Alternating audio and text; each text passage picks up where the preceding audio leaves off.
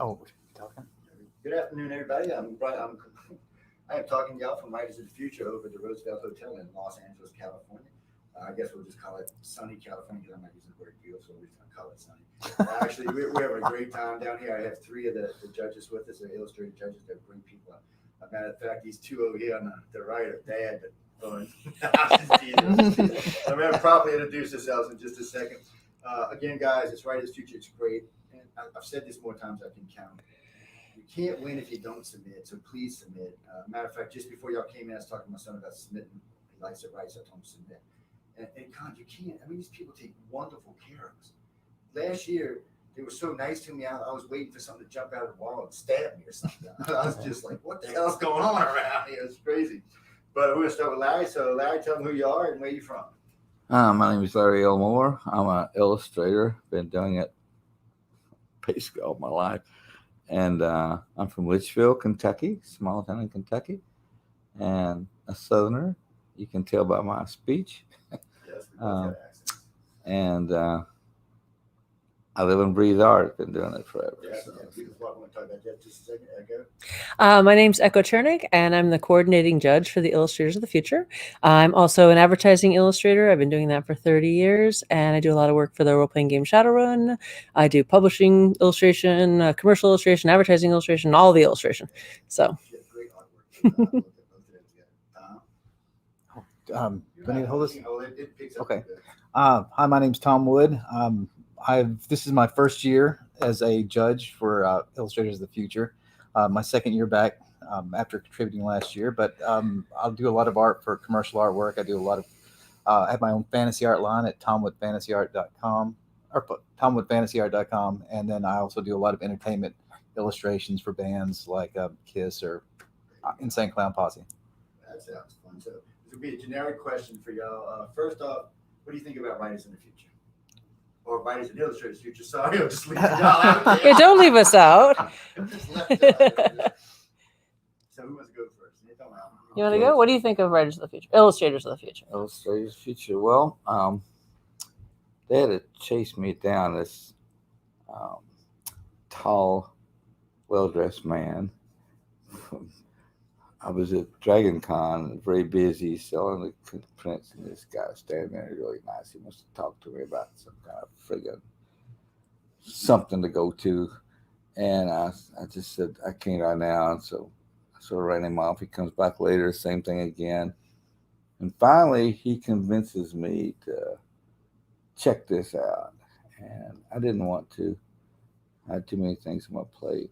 But I agreed to go. I didn't know it was a permanent thing or anything.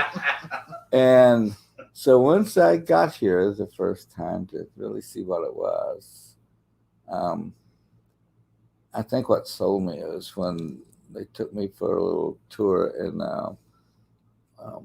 Ron Hubbard's and the building over there, and had author services, and they had books, and there was photos. And there was Frank Frazetta's photo, and then I'm like, oh my God, all these illustrations on it. There's photos there. And Joni said these were all judges. You want me a judge to be in this category of people? Oh my God. And so I said yes. And it's a really good thing. I've recommended 2 or 3 people to try out for the artist thing, and one of them won the overall prize a couple of years ago. So it's really an opportunity for young artists and writers. Great opportunity. Well, this guy here is the one who actually invited me to become a judge. We were at Gen Con loading out in the hot and sweaty marshalling yard. And I said, Larry, come sit in my nice, cool RV and have something to drink. And so he came in. He's like, I know something you might really like. It might be a really good fit for you. These guys I know they're looking for another judge to come down to this contest. And he told me all about it, and I came down and checked it out. And the next year, actually, I became the coordinating judge because I liked it and they liked me. But what I really like about the contest is that the author services, the people here, it really is dedicated to the winners, to launching their careers. Everything is about celebrating their win. It's about them, and it's about promoting, and it's all on the up and up. There's no hidden agenda, no well, this is too good to be true.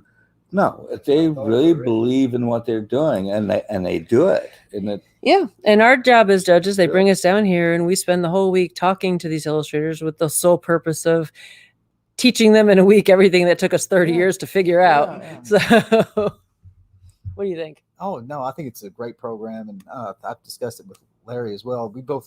I come from rural Arkansas, and he comes from rural Kentucky, and From the rural New Orleans. the rural New Orleans. So, as an artist coming up in that kind of environment, it is almost impossible to find the kind of assets to make a career that they offer to you freely here and help you, make those contacts. Other than that, it's decades of hard work and failure and struggle Yep. just to make those contacts. So, it's just a huge asset for these young artists. It's- We made all those started. mistakes, so we get to Absolutely, teach many them. times. So, It's still- giant it's still- leap forward for these winners. Yeah. I mean, it's really so much information. and it's free to enter, which is Yeah. cool, and they can keep entering over and over again. And In all fairness, the reason I come here is because people like y'all. Because when I first heard about this, I was like, Mm. yeah, you can ask John; he'll tell you what I said. it's got to to be him. a gimmick 2 years what I told someplace. him. Yeah, I was like, dude, I'm not believing it. Y'all sold me when I came here last year.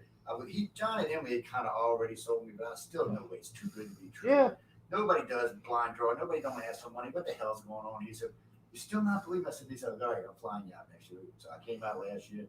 And of course, I met y'all and I met Tim. And after meeting the judges, I realized it was exactly what it said. It was, And I was impressed because I don't like putting my time behind something I don't believe in. exactly. And, Don't on a have trip, the time. Yeah, to do it. usually on a trip like this, I charge $30,000 to $40,000 to do this kind of stuff for a week, and I was amazed at author services and everybody. So who? it really is blind. I mean, when I get Yeah. I get the entries first of the illustrators, and I go through them, and then I sort out the top 8 for that quarter, and then I send them off to these guys, and they pick the top 3. But I have no idea. None of us have any idea, like Yeah, when how we're- old they are, what sex Yeah, they are, where they're exactly. from. When we're judging, we know nothing. It's just No. purely on the art. Well, in today's world, it's extra special. You don't know what sex they are, no color, or what anything. Yeah. And I like that because you know, there's a lot of, I can say this without getting in trouble. There's a lot of woke people in the country these days. Yeah. So it's nice for everybody to have a chance, not based on their sex, but you Just know, a flat out even chance. it seems to do good. By the way, I haven't actually seen you judging. I know these two are great. I've watched them last year, but I've heard nothing but great stuff about you. And I've seen your artwork. It was fabulous. Both y'all have really depth and color. I love yours too. So y'all should just submit just to get to meet them. I'm telling you guys, and I'm before I give them back to Mike, I was telling this earlier before we started. I learned more about art in a week last year than I did, well, basically my entire life. And I went to private schools. I was well educated, and still, I was just amazed at how ignorant I was, and I was too. I can say it because I know I was ignorant. It came down to same thing with the authors, people. I mean, they go out of their way to be nice. And I've seen all 3 of these yesterday. People walking up and talking to them. They're not going to tell you to get away from you. If they're busy, they'll say, "Hey, I'll catch you later." But they're really here for y'all. Even though Echo gave some people some trouble last year, but I'm just teasing. He's the bad influence. He's the new guy. He comes in I'm bringing and the fun element in. Woo. It relaxes the artist and that makes us more approachable if we're not so perfect. And they need to be relaxed because they get a little stressed up, and there's a lot going on. Y'all put them through it. Now, ladies and gentlemen, I'm giving the mic back just a second, and y'all can kind of tell them about what they're going to go through if they win and get here.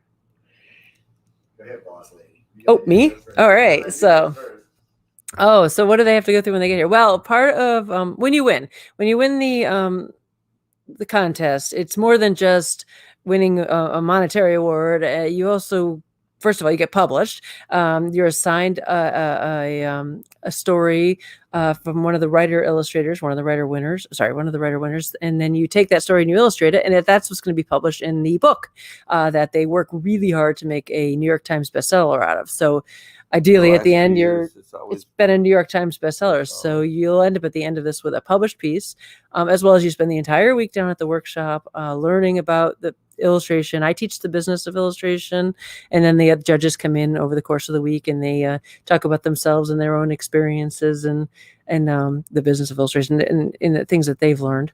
But it all starts it starts a few months earlier before you even come down, because when you're assigned the stories, I start working with you as the art director, and you learn how to work with an art director and work back and forth to create the best piece you possibly can to try to win the big grand prize. And that's where we get to go tomorrow night.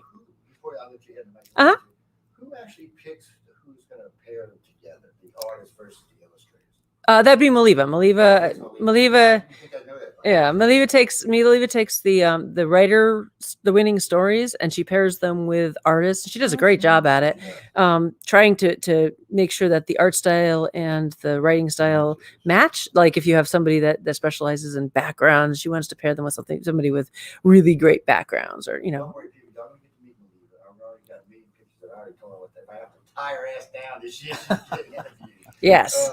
So, but you know what? We'll kind of skip ahead here a little bit. So, start with you, Larry. Art style. I mean, what do you prefer? Draw, paint, graphic art. What's your favorite? What is it that makes you want to? Well, I paint in oils. I think drawing was really my strong suit all throughout life. But I went to college, got a degree in art, and painting was my thing. And so I've been painting in oils since 1966, 67, something. Wow. So it's all my life I've been painting, and all my jobs before I went freelance were art jobs related. I just realized that the other day. I'm 73 years old when I started thinking. Even when I got drafted a month out of college and went to the Army, I thought I was going to go to Vietnam, of course. Yeah, of course. All this work and education, I want to go be shot. and so, but I ended up staying at Fort Knox for a year as an artist, and went to Germany with a combat engineer unit, armored combat, and I was staying in headquarters company and did art. So I've only done art my whole life since I got out of college. So that's what I do. What's your favorite way to go? As far as medium is concerned, Yeah. I work digitally. I work in pen and ink, and I work in oils. Depends on the piece. Because I do so much advertising work, I tend to do a lot of digital work. So, yeah. Mostly mine's pen and ink and digital. Yeah, I'm just curious because people, when they ask me, I was at Mississippi State. I was asked to come up and speak to the writers. I'm like, why don't you ask me? Why don't you call him John? Like, and a couple of illustrators were there, and I was like, well, I said, I'll tell you what to do. I said, you can go watch. I said, I gave him a couple of names. I said, you can check out. I said, the work's available. You can look at it. Because I don't want to talk about art. I'm uneducated on art, Other than listening to y'all, I really don't know what I'm talking about. So I stay out of it. So I always refer to people like y'all, and hopefully they'll pay attention to me. And again, people, if you're listening, submit. If you don't submit, you can't win. You can't beat me. You can't beat these three lovely people here. These three people, if you're an artist, these three people will bring your career much faster. You'll learn more from these three people than you'll learn trial and error for the next decade. So I'm just telling you, get here if you can. So we know. And by the way, for anybody asking, I've seen some notes pop on the screen. You can't just come. It's an invitation only. You have to win. You can't just walk into the hotel and come sit down and press it and throw you out. But you can submit every quarter. Yes. You spent 4 times. Yeah, that's right. So don't be scared. And I'll let Echo answer this. So when somebody doesn't win, what happens? Are they rude? They tell them, don't ever write to me. Don't ever. No, of course not. They there's different levels. You can get an honorary mention or a finalist or semi-finalist. So no, so if they don't win, just submit again. What I'm looking for, you submit 3 pieces of artwork, and I'm primarily looking for pieces that are illustrations, since it is an illustration contest. So if you send pictures that are beautiful drawings, you might have a chance. But you're most likely, if I have a choice between beautiful drawings or beautiful paintings and a beautiful illustration which tells a story, I'm going to go for the illustration. So. Christopher just wrote in, he said, Larry, what is illustration? Guess you're not an artist down there. With me, what is an illustration? That's all 3 can answer. I think the illustration you're trying to you're illustrating a book, game, or something. It's going to go on the cover of something, usually a product. And so you're trying to, with me, I did a lot of more of the fantasy type stuff. So you need to do, adventure, to show excitement, adventure. To, in other words, show this game is or product's going to be fun, and with your imagination Yeah. to carry you away. So you want exciting or something like that. Just you're trying to help sell a product.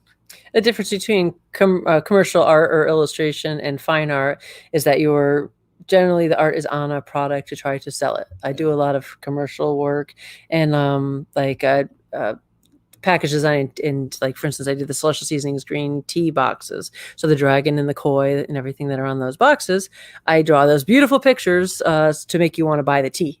So, and the more exciting the art is, like the more exciting his fantasy covers are, his art is, the more likely you are to pick up that product and sell it. So, Tom, what you think? and buy it. Well, and I kind of define illustration as things that may not even exist at the moment, but you need imagery to market that or to sell it or to, relay a story. And you have to just draw it or create it in some fashion, whether it's digitally or hand drawn or whatever. But, use your imagination to create this picture that gets the story across, gets your point across. Yeah, make people stop and say, "What is that? What, something?" Catch their eye. Yeah, catch their eye. Stephanie's writing in from Hot Springs, Arkansas. How did y'all find out we were on anyway? Damn, sorry. I just got distracted. I was seeing questions pop up. All right, Stephanie, where are you writing from? Hot Springs, Arkansas. Use of color. How do you know what colors are friendly and what colors are hostile? Anybody want to tell you? I have no idea what You seem like you'd have hostile colors. So let's start with there's you. certainly different moods that you want to try to set. And of course, if you're wanting something that's more violent, then you would tend to go towards a lot of the warmer, redder colors and stuff like that to show that violence. Or if you want something that's a little more calm, then you go to more of the cool blue colors or something like that. So there's different settings that you might want to make, but yeah, color is a big part of that. That falls under color theory. So you Right. want I to. heard Larry talking yesterday about friendly colors to each other. What was that? Paint the happy clouds. Gotta try to remember. I'm I'm getting old. No, it's like, yeah, colors create a mood. It's just like if you walk outside in the evening, there's a beautiful sunset, the warm colors, and sometimes there's a little bit of complementary colors going on that makes other colors pop. That creates a mood. So whatever you're trying to sell or trying to do, in your painting, there is a mood of some type. You want to have one to either, like with games, or like I did D&D, Dungeons and Dragons. So you need sort of a conflict going on, maybe a monster or something. So you just use the colors that help create that mood. And Because your brain is programmed to react to colors. certain colors. That's why restaurants are often painted red, because they want you to eat your food and leave. Because red makes you a little bit more aggressive, and you don't even realize it. Yeah. So same thing with painting with art. Depending on the mood, you use a particular palette. They were asking you, do you have to have a particular mindset when you do your work? I mean, in other words, can you just walk up? Because I know writers sometimes, like a friend of mine, Jim Gildas, he writes 9 to 5. I don't know how he does it. 5 days a week, 9 to 5. Oh, Man's pumped out probably 75 books now. It's just his Nick put that. I have no idea, and most of them are good. Some of them we're not going to say, but some of them just need to go somewhere else. But what they're asking is, can you do that with art? Can you just walk into a room and do you have to have a muse, an attitude, or can you just go to work and? I just go to work, but I do need to have Netflix or something playing, generally between like 2 to 4 stars, not like a really good show, but not a really bad show. Something that just keeps like part of my brain occupied while I'm painting, because otherwise that part of my brain likes to say, did you do the laundry this morning? Aren't you supposed to do this or that or this? So if it's busy over there, I can just paint without it bothering me. So I think there's lots of mindsets depending on the subject that I'm going to be going for. If I'm going to paint something like a Valkyrie or something that's supposed to be inspirational and uplifting, you have to get in the mindset of doing that. Or if I'm going to be doing some horrific, murderous clown, I have to get in the mode of that, and I have to shift down a little bit and get my mind in that vein. Now, this is for me, but I heard a lot of the youngins yesterday talking about. See, that's what happens when you go. I do the same thing. Yeah, it's just one of the things. But that's what it was. Live models versus 2D models, or 3D models, what would you prefer to use? Hmm. Oh yeah, 100% live models. Yeah, I photograph live models. Yeah, I shoot live models too. I've seen you bring them in, so Yeah, I brought them in actually at the last salon they had I here. got some pictures of active model last year. I do. Man, for the future, man. I actually we had the salon last year, and after the great. salon was done, I actually hired one of the models to pose for me. So Well, it makes sense to me because I can see it's more subtle, it's more personal. It must be easier to get a representation than taking a piece of paper or printing it off your thing and just looking at it. I mean, personally, I can see the difference between the woman on here and the woman standing. It's got to be easier. But again, I don't paint, so I mean, I paint oil, but on walls, not anything else. the use of 3D models is great, and you know a lot of the younger generations using 3D models a lot. We just I think got in the habit of shooting our own reference. Well, everything is saving time. Hmm. As an illustrator, when you get a job, you got a deadline, and sometimes you can't even negotiate the deadline. That's what it is. If you can't do the job, they'll get someone else. So you're going to take every shortcut you can to get what you need to get started on that painting as soon as you can. So I'm going to ask you this. This is one of the questions I ask the authors about, because I know someone like to do science, fantasy, some like to do sci-fi. There's lots of things. Any particular favorite that you like to do artwork for? Like fantasy art, sci-fi art, or just all of it in general? I like to do all of it. All of it? Yeah, absolutely. Yeah. Keeps it fresh, not having to be stuck in one genre. That makes sense to me because I'm easily bored. So Yeah. things like that. Larry's wanting to focus moving and just doing his own pieces for a while now. Yeah, it'll be fantasy, sci-fi, that kind of stuff is what I enjoy though. Well, I mean, all y'all are great artists. I mean, I've seen all y'all's artwork, so I think you're fabulous artists. Guys and girls, again, you can go online. I'm going to give y'all's website before we leave, but you can see all their work online. You can probably commission a piece if you need one, but you cannot come here unless you win. I mean, I've seen several of y'all posts kind of come to the Roosevelt hand. No, you can't. And they probably won't even let you in the hotel, so don't bother. Even if you check into the hotel, someone like me or someone else is going to escort you out of the door when you walk in if we don't recognize you. Matter of fact, I seen 2 girls get escorted out last night for the. Oh yeah, I've seen that. So For the what? For the what was the old time radio? They tried to sneak in. Oh, really? Yeah, I didn't know that. Yeah, they tried to. Sneak in.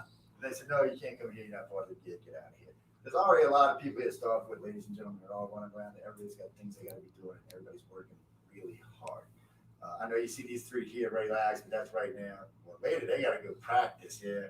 So y'all gonna have fun this afternoon? Yeah, right now the winners are listening to Bob Eggleton, who did the artwork for the cover. They're listening to him on Zoom, and he's talking to them and teaching them. So we're off the clock right now. I'm gonna get 2 more questions. Denise wants to know if you have any favorite artists, anybody who inspired you when you were coming up.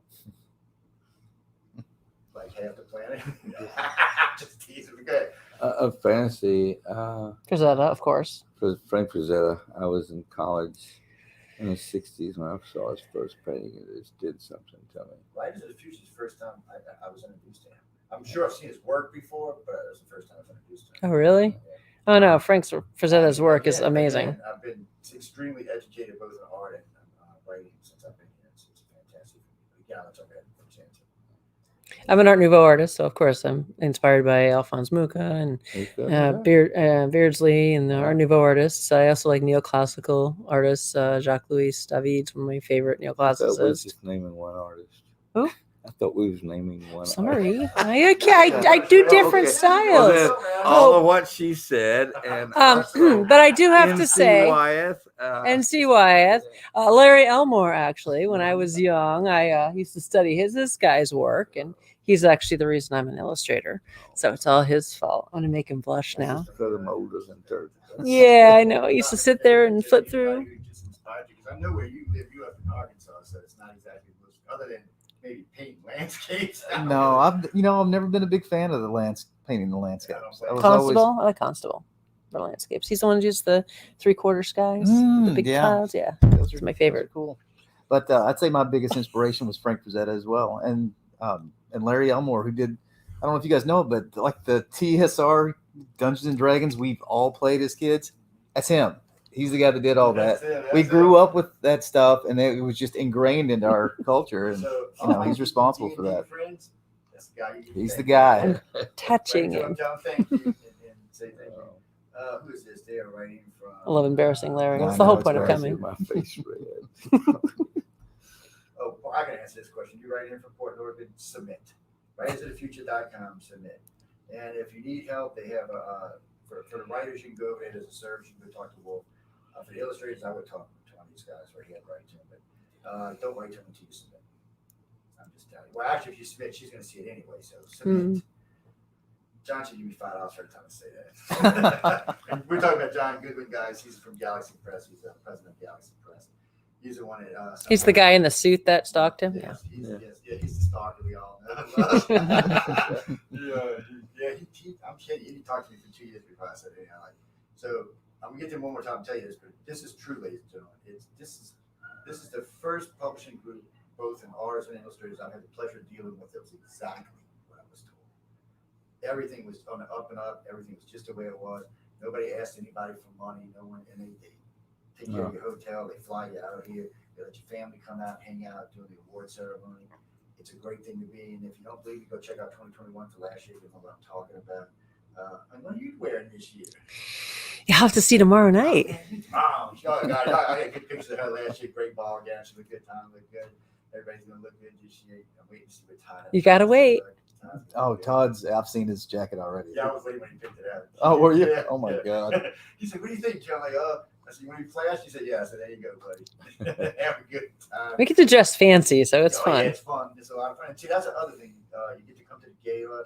They take good care of you. The whole Hollywood treatment. There's all kind of press. Really good food. Really good food. Lots of people around. They always do some kind of really neat entertainment Mhm. at the event. Carpet experience. Once you get there, everybody's gonna get their pictures taken by everybody and their mama.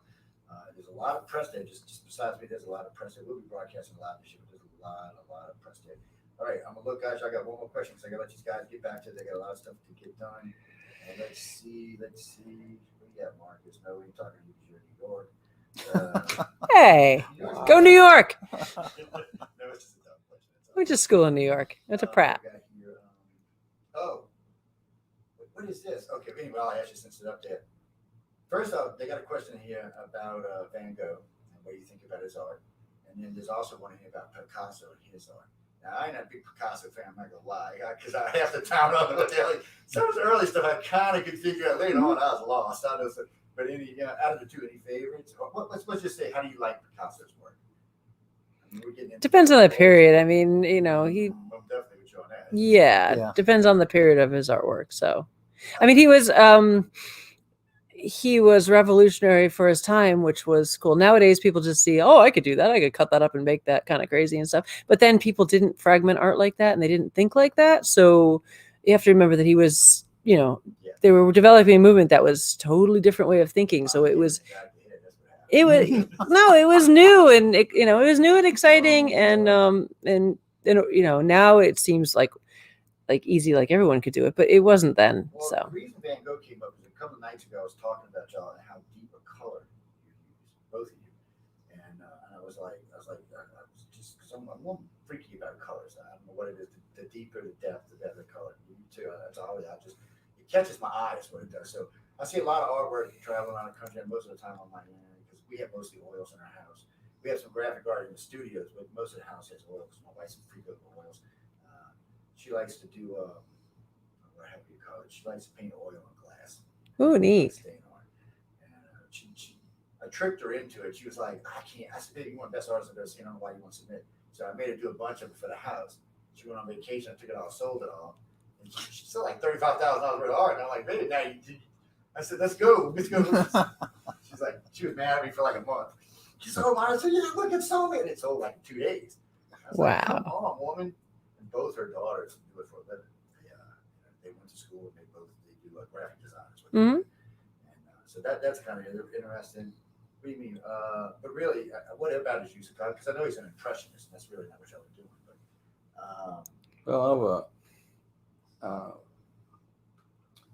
been to the Wright Museum and saw a lot of his originals and the sunflowers and stuff.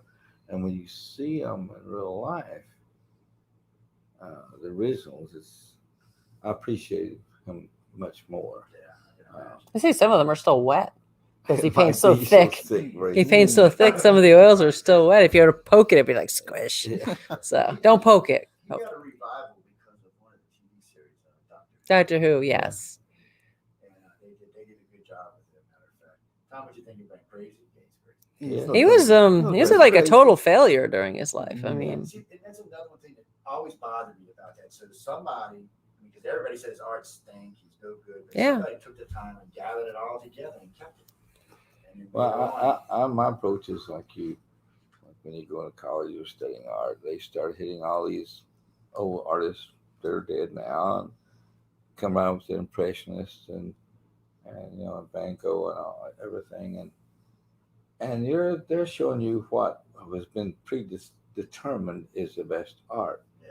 whether you like it or not. So you look at it like, oh, well, I mean, I think a lot of people could do exactly that, but for some reason, those pieces of art made that artist who he is. So I'm not here to judge too much because I don't know.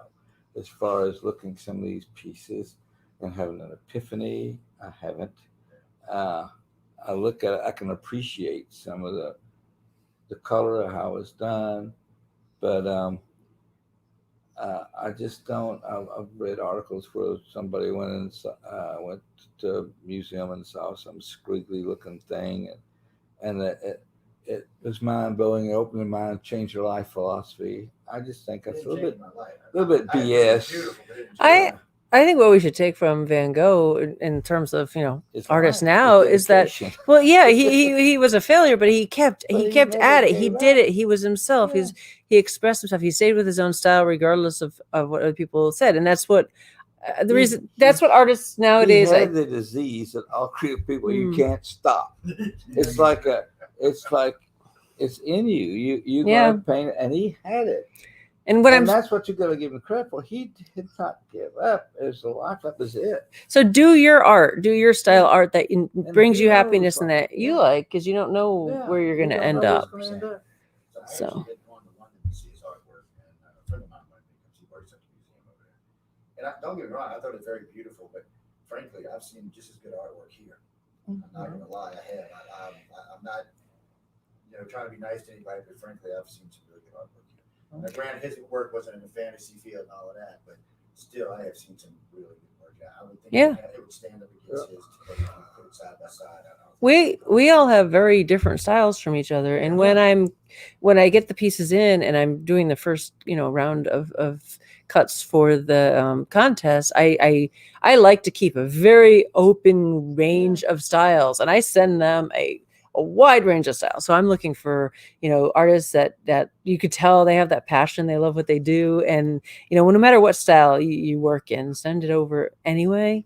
And as a judge, like I said, I'll get on my computer there's these pictures, and I can look at them one time and blow them up. No name, no anything, just the image. And one thing I got to think about: don't just look for people painting my style, that I like. I want to look like you're doing all styles, and just look at them all and see which ones sort of stand out. That's got something unique enough that makes me keep going back to that piece. And So it's very hard. It's very difficult picking those out 1, 2, 3, 4. Yeah, 5. Oh, I know my they're so God. good. You can't do it fast. You're changing it around. I'm got a pad over here right now, and then I'm scratching to put back reverse the number system what I had. So we end up with a book that has a lot of diverse styles, Yeah. and because it's supposed to be a book that's the best of the Always. new artists that are up and coming and out there, and so they should be fresh and new, and so we And yeah. the unique thing about this is that artists are from all over the United States, all over the world, different countries, and we all sit down to talk at different times, and we all have the same heart. No matter where you're from, we're all artists at heart. We want to do art. We have a lady here writing in from Dubai, and she's wanting to know, first off, can you submit? Yes, you can submit if you're outside the country. Oh, yeah. But Yeah. she want to know school versus just doing it, just trial and error, or should you go to formal school? What do you think, Tom? Tom's been too quiet. Let's let Tom talk. I think school would be hugely helpful, but it's not essential. I think, but if you can find a group of like-minded people to develop your artwork, it's helpful. Having other people around that does that, whether it's a classroom or a workplace, being surrounded by like-minded, talented people is a huge benefit. Mm-hmm. And it's what you put into it. I mean, you Oh, could learn it all at home and with other artists by yourself, being self-taught, and really put everything into it. Or you can go to art school and just be lazy and not do any work and fail, even though you have the art school. So it's what you put into it. Don't I always ask your aunt and your uncle or your mom and dad if this is good or not? I always say it's good. You got to ask, who's a person at school you don't like? Get them over. Yeah. Say, tell me, what do you think? And if they're honest, they'll tell you the truth. You need honest feedback. Of course. Oh my God, it's ugly, but Yeah. That's the good thing about going to school is you do get feedback and you learn to critique and you get critiques and you learn to take critiques, which is important. Get some thick skin. Yeah, you got to have a thick skin. Yeah. in the real world, you're going to need it. One last question. This is from Leslie Dean. She is in Sydney, Australia. Hi down there in Sydney. We have a couple of Aussies up here right now, so there you can submit one because there's 3 of them here this week, including Crazy Chris with big blue eyes. He's running around like a madman. Basically, what she's asking, we'll start with Tom. Single piece of advice that could really help an artist up and coming. I would say just keep practicing. It's all about practice. I mean, and if you're passionate about it, then that's not a large hurdle to get over, because you are almost forced to just keep drawing all the time. It's just about repetition and perfecting your style. And so don't be lazy about it. Don't get distracted. I mean, I've seen so many great artists that's come and that were young that had so much potential, and whether it was some boy came along and distracted them or whatever, and then they just lost it and they never came back. And you've seen that talent just fade into nothing, where it could have been something amazing.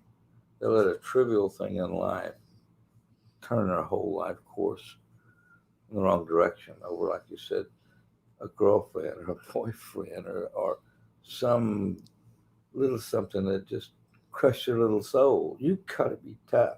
You have to have a tough skin. And you want the honest truth from people when you're showing your art. Friends and family is going to always say it's good. Most of them.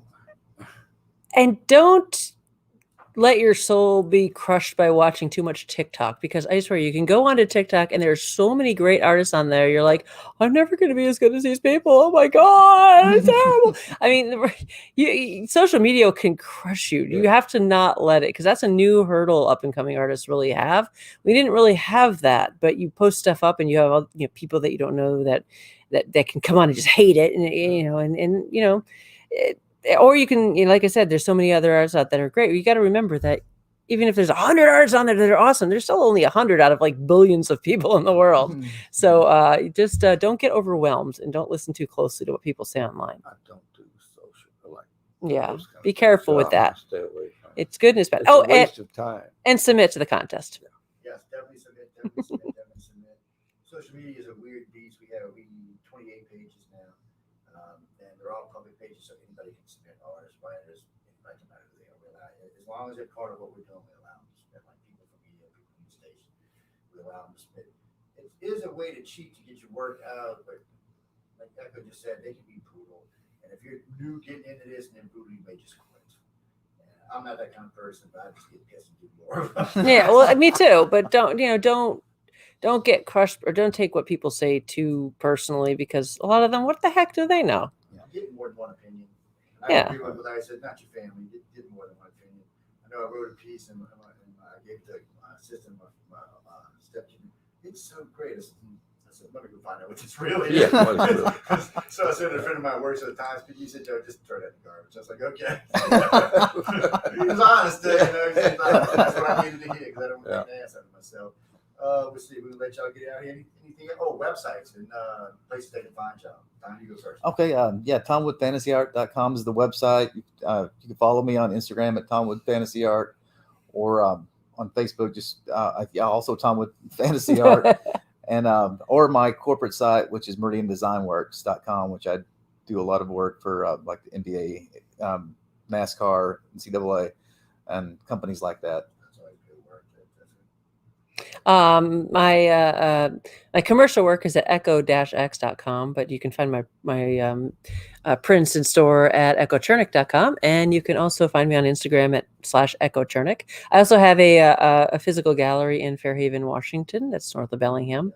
So yeah. Yep, and I was showing these guys earlier. I have to get you on it next.